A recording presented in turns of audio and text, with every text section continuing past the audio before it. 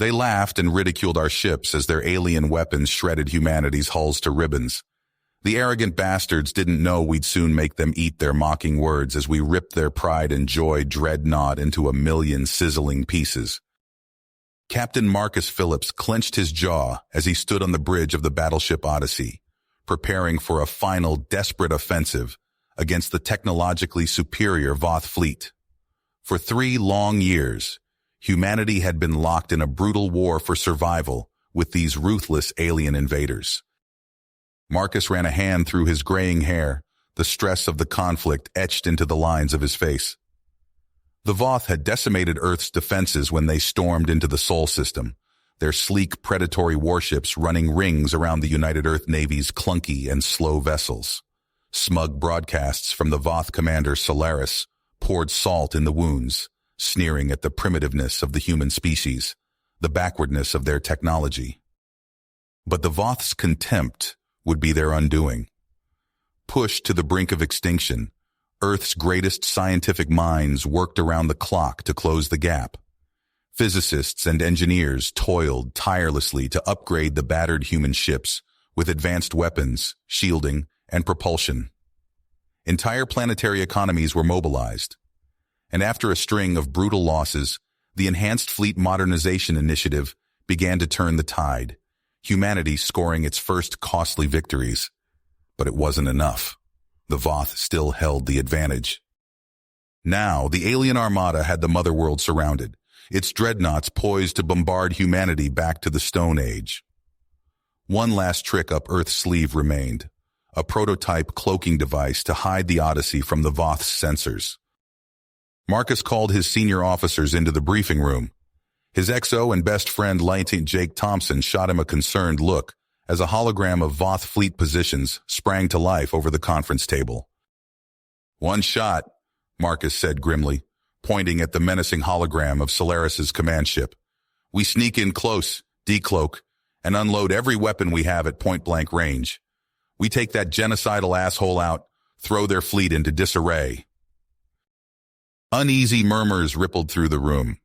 The plan was borderline suicidal. The Odyssey would be a sitting duck if the cloak failed. "I won't lie to you," Marcus continued. "The odds are shit, but it's our only shot. Earth can't repel another attack." He met the eyes of every man and woman in the room. "I'm willing to lay down my life today to give our people a fighting chance. Anyone not up for that, step out now. No shame in it." And not a single soul moved. As the battleship slid into position near the Voth dreadnought, activating its cloaking field, Marcus clasped his hands and whispered a prayer to the gods he'd never really believed in. All his hopes and fears coalesced into a single desperate plea. Let this work. Humanity's future hung by a thread. Marcus gave the order to decloak and open fire. But as the Odyssey's last antimatter salvo ripped into the Voth dreadnought's hull, Marcus couldn't believe his eyes as Solaris's ship began to break apart. Escape pods jettisoned from the disintegrating wreck, the once mighty vessel now nothing more than a shattered husk spewing debris and bodies into the void. "Tractor one of those pods," Marcus barked. "I want that bastard alive." Minutes later, a battered Solaris stood before him in cuffs, still defiant even in defeat. "You think this is over, human?" Solaris spat. "That was merely our vanguard. Even now, the full might of the Voth Armada is bearing down on your pathetic system. Thousands of warships that will burn your worlds to ash and send your species screaming into oblivion." Marcus grabbed the alien by his collar. "I'm going to give you one chance, Solaris. Tell me how to beat them. Weaknesses, vulnerabilities, anything we can exploit." Solaris laughed in his face. "You cannot hope to prevail against the Voth Empire. Your pitiful vessels are no match for our fleets. But I must admit, I am surprised your Spartan destroyers were able to best my ship. An unexpected development, but ultimately futile. The next wave will make short work of you insects." Marcus narrowed his eyes. There it was again, a flicker of concern in Solaris's expression at the mention of those top-secret Spartan ships, armed with their devastating antimatter cannons reverse-engineered from captured Voth tech. Back on Earth, The Situation Room was a hive of activity as Marcus and his officers pored over every scrap of data seized from Solaris's ship, searching for anything to give them an edge against the looming Voth onslaught. Jake slammed his hand on the table. "I've got an idea. Crazy, but it might just work. We use their own warp drives against them." Marcus raised an eyebrow. "Go on." "We've salvaged a few operational Voth warp cores from the wrecks," Jake explained, excitement building in his voice. "If we can fit them to our Spartan destroyers, we can stage lightning raids across multiple sectors. Jump in, unleash hell on their supply lines with the antimatter cannons, then jump out before they can react." "Guerrilla warfare on a galactic scale," Marcus mused. "Risky as all hell, but I like it. Those destroyers pack one hell of a punch with those cannons. If we can catch their rear echelons by surprise—" "Exactly," Jake said. "We make them bleed, whittle them down bit by bit, cripple their logistics while our main fleet holds the line here in Sol." Marcus turned to his chief engineer. "Jenna, how fast can you get those warp cores fitted to our ships?" "Give me 24 hours, she replied grimly. Mere days later, the first Voth battle group emerged from warp at the outskirts of the solar system, their contemptuous transmissions filling the comms as they approached Jupiter. "Attention, human vermin," the Voth commander gloated. "Your doom has arrived. Prepare to be exterminated." Marcus gritted his teeth as he watched the tactical displays from the Odyssey's bridge, now serving as the nexus of Earth's defenses. The remnants of their battered fleet moved to engage. The true power of those antimatter cannons, now humanity's best hope for survival. The outer planets became a hellscape of fire and death as the battle raged, the Voth throwing themselves against the human cordon with reckless ferocity, heedless of the mounting losses from those devastating antimatter blasts. Wave after wave of those nightmarish alien ships fell upon the human lines like a tide of steel, slowly grinding down the defenders through sheer attrition. On Earth, the first Voth bombardments rained from orbit as Marcus's worst fears played out, cities leveled, millions perishing in the opening salvos. But still the defenders fought on, AA batteries and surface-to-orbit missiles rising to meet the descending Voth dropships.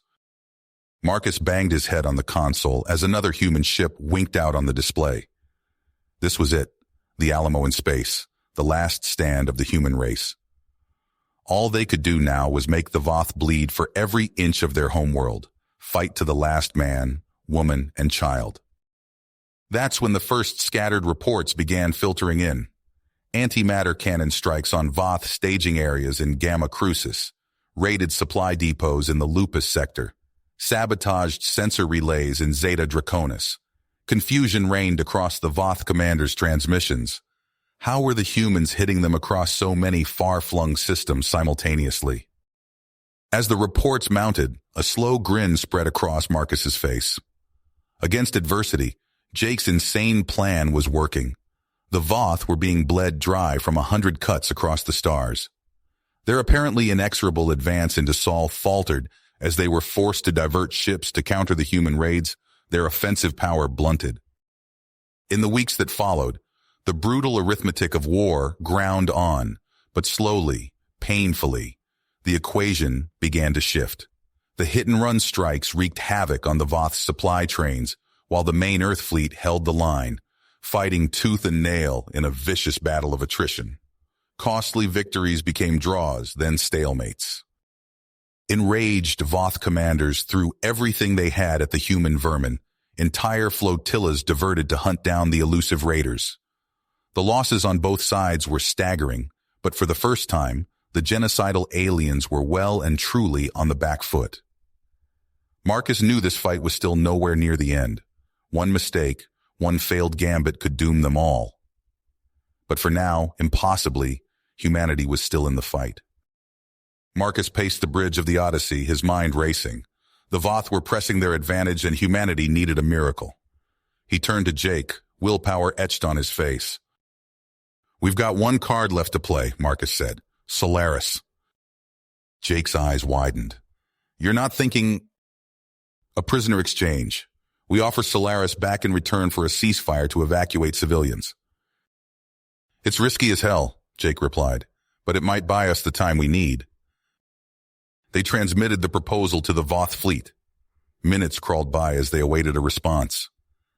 Finally, the comm crackled to life. This is Fleet Commander Archon, a gravelly voice announced. We accept your terms, humans, but know this. When the ceasefire ends, we will crush you utterly. Marcus allowed himself a grim smile. The arrogant bastard had taken the bait. As agreed, a temporary lull settled over Earth's war-torn cities. Massive transports lifted off, ferrying millions to underground shelters. But beneath the chaos of evacuations, elite human strike teams slipped into position across the globe. Jake's voice came over Marcus's earpiece. Operation Trojan Horse is a go. Teams are in place at primary and secondary targets. Excellent, Marcus replied. Stand by for Phase 2. The ceasefire window expired. Voth warships surged forward, eager to deliver the killing blow. But Marcus was ready. Execute blackout protocol, he ordered. Jake's fingers flew across his console. Virus deployed, targeting Voth command and control systems, now. Across Earth orbit, Voth ships began to falter. Their weapons powered down, engines sputtered, and communications dissolved into static. Before they could recover, a carefully timed electromagnetic pulse from Earth's power grid washed over the alien armada, frying what remained of their electronics. All ships, this is Captain Phillips, Marcus broadcast. Commence Operation Thunderbolt. Human destroyers blinked into existence around the crippled Voth fleet, their antimatter cannons blazing. Caught completely off guard, alien warships began to disintegrate under the barrage. Marcus led a boarding party onto Archon's flagship, fighting their way through twisting corridors. They reached the bridge to find the Voth commander snarling in rage. You primitive scum, Archon roared, lunging at Marcus with razor-sharp claws. The two leaders clashed in a brutal melee. Archon's strength and natural weapons gave him an edge, but Marcus fought with the desperate fury of a man defending his home. He ducked under a swipe that would have taken his head off, then drove his combat knife deep into a chink in the alien's armor. Archon howled in pain and fury, but Marcus pressed his advantage. With a final decisive blow, he sent the Voth commander crashing to the deck. Marine teams swarmed onto the bridge, securing it within moments. Outside, the tide of battle had shifted dramatically. Voth ships were being picked apart, their formation in tatters. But even as victory seemed within reach, alarms blared across human command channels. Sir, Jake's voice was tight with fear. Archon's activated some kind of doomsday protocol. Voth ships on the ground are going critical. If those reactors blow... Marcus cursed. There was only one option left. He turned to the battered form of Solaris still in restraints nearby. I need your help, Marcus said grimly, or we both die here today. Solaris's alien features twisted in what might have been a sneer. Why should I aid you, human? Because Archon's about to kill us all, Marcus snapped. Help me stop this madness, or neither of our species leaves this planet alive. For a long moment, Solaris was silent. Then slowly, he nodded. What do you require? Marcus gestured to Jake. We need to transmit an override code to those reactors. Can you give us the encryption keys? Solaris rattled off a string of alien characters. Jake's fingers flew as he input the data, racing against time. Sending shutdown sequence now, Jake called out. Tense seconds ticked by. Marcus held his breath, watching readouts of the Voth reactors fluctuate wildly. Then, one by one, they began to stabilize. A ragged cheer went up from the human crew. They'd done it. Earth had been saved from annihilation by the narrowest of margins. But Marcus knew the war was just getting started. As he looked out at the scarred face of his homeworld, he steeled himself for the battles yet to come. The acrid stench of burning ozone and alien fuel assaulted Marcus's nostrils as he stood amid the smoldering ruins of what was once Washington, D.C. The override sequence had worked, but not fast enough. A handful of Voth ships had detonated before the shutdown took full effect. unleashing devastation on a scale humanity had never witnessed. Marcus's eyes watered as he surveyed the hellscape before him.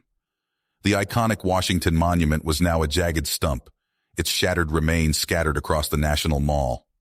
The Capitol building was a blackened husk, its dome caved in from the force of the explosions.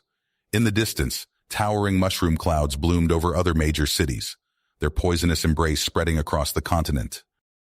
A woman stumbled past, her clothes in tatters, skin blistered and peeling from radiation exposure. She collapsed mere feet from Marcus, gasping for air as her lungs filled with toxic ash. Marcus knelt beside her, offering what little comfort he could as she drew her final, ragged breaths. Rising to his feet, Marcus's radio crackled to life. "Captain, we need you on the bridge immediately," a voice urged. "It's Jake." Marcus's heart sank as he raced back to the ship. He found Jake sprawled on the deck, his body riddled with shrapnel wounds from the reactor pulse that had ripped through the Voth flagship during their assault. Jake's eyes fluttered open as Marcus cradled his head. Did we do it?" Jake wheezed, blood trickling from the corner of his mouth.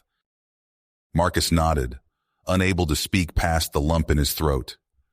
Jake's lips curled into a weak smile before his eyes glazed over, his body going limp in Marcus's arms.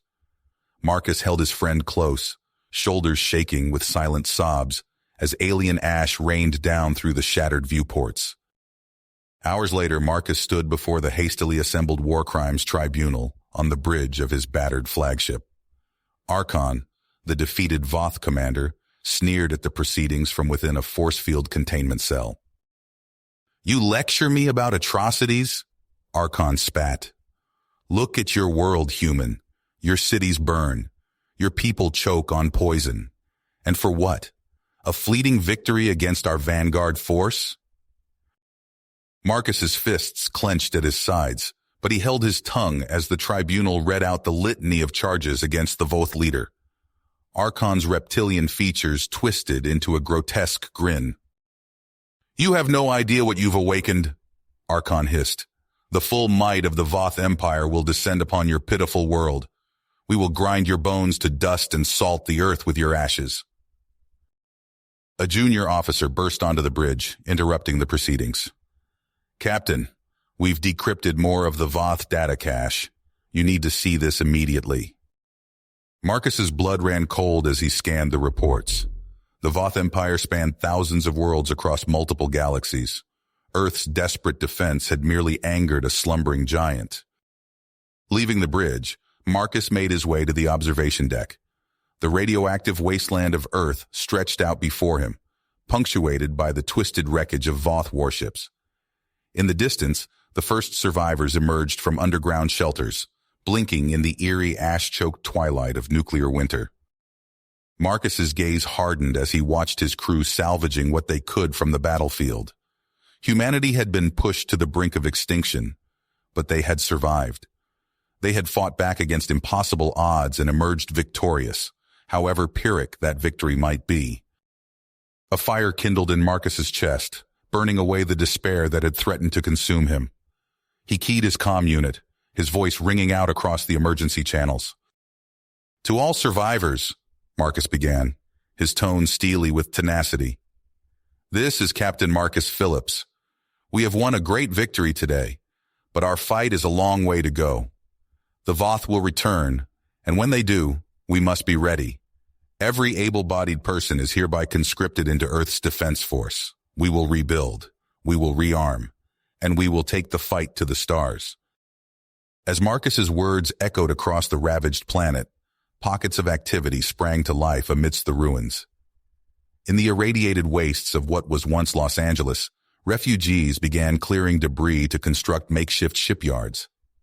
The skeletal frames of new warships took shape, rising from the ashes of Earth's once great cities.